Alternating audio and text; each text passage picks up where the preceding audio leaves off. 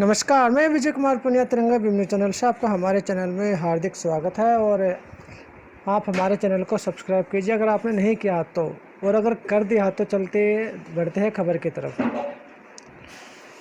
12वीं की परीक्षा में एक सवाल पूछा गया। सवाल क्या था?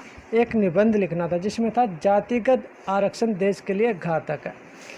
ये भोपाल की खबर है और वहाँ पे एक हिंदी के पेपर में सवाल पूछा गया था कि आरक्षण देश के लिए घातक है। जातिगत यानी जाति के आधार पर जो आरक्षण मिलता है वो देश के लिए घातक है। उस पर निबंध लिखने के लिए बोला गया। माध्यमिक शिक्षा मंडल की 12वीं की परीक्षा में जातिगत आरक्षण संबंधी प्रश्न से नया विवाद खड़ा हो गया। हिंदी विषय के प्रश्न पत्र में निबंध लेखन में एक विषय जातिगत आरक्षण देश के लिए घातक दिया गया था। आरक्षित वर्ग ने इस प्रश्न पर विरोध जताया। उन्होंने प्रदेश में कई जगह प्रदर्शन का जिम्मेदारों पर FIR दर्ज कर गिरफ्तार करने की मांग भी की है। उत्तर प्रदेश के स्कूल शिक्षा राज्य मंत्री दीपक जोशी ने भी ऐसे प्रश्न को गलत बताया। हालांकि उनका कहना है कि उन्होंने प्रश्न पत्र नहीं देखा।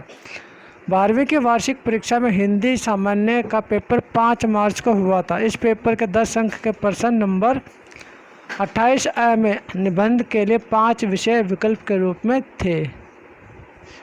और इसके ऊपर दीपक जोशी स्कूल शिक्षा राज्य मंत्री, उन्होंने क्या बोला है कि मैंने अभी यह पेपर नहीं देखा है, इसे देखने के बाद ही कुछ कह सकूँगा। जिन्होंने पेपर सेट किया उन पर क्या कार्रवाई होगी? पहले तो जांच कराएंगे, जिम्मेदारों को ब्लैक लिस्टेड किया जाएगा। ये थी खबर जो भोपाल की थी, जिसमें आरक्षण को टारगेट किया गया और तमाम देश भर के अलग अलग जगह से खबरें आती रहती है आरक्षण के विरोध में, आरक्षण को लेकर कि आरक्षण को ख़त्म किया जाए। बहुत से संगठन ऐसे जो आरक्षण के विरोध भी करने लगे, लेकिन हमारे बहुजन समाज के लोग आज भी उन लोगों की पैरवी करते हैं, उन लोगों का साथ देते हैं जो हमारे ही खिलाफ खड़े रहते हैं, हमारे ही आरक्षण को, संविधान को बदलने की बात करते रहते हैं। तो हमारे बहुजन समाज को जागना होगा। जो शिक्षित वर्ग है उनको उठ के तैयार होना होगा, उनको बहुजन समाज के लिए काम करना होगा, उनको बाबा साहब डॉक्टर भीमराव मिशन के को आगे बढ़ाना होगा।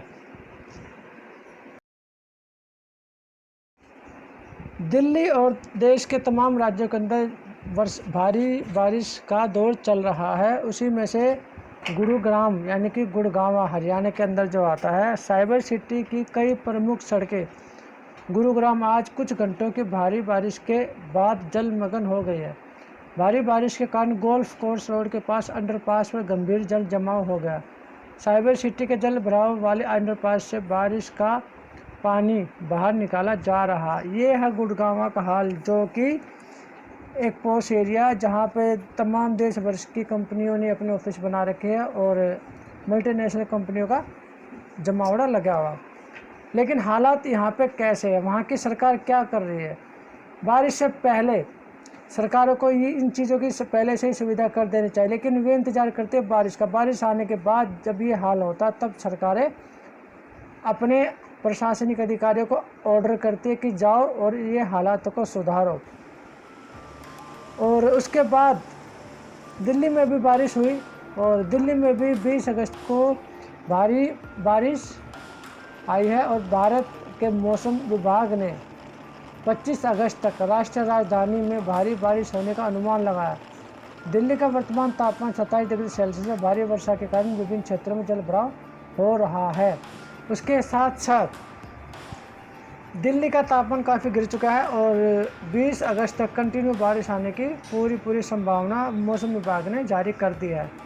तो आप लोग अपने आप को बचाएं, अपने बच्चों को बचाएं, क्योंकि बारिश के बाद बीमारियां शुरू हो जाती है और उन बीमारियों से बचने के लिए आपको अपने घर की साफ़ सफाई रखनी होगी। साथ साथ जो कोरोना काल चला हुआ, कोरोना की बीमारी चली है, उससे भी अपने आप को बचाए और दिल्ली को बचाए। पीक ट्रैफिक का टाइम रहता है उस समय बारिश एक साथ आई है और लगभग 125 से 130 mm वर्षा हुई है।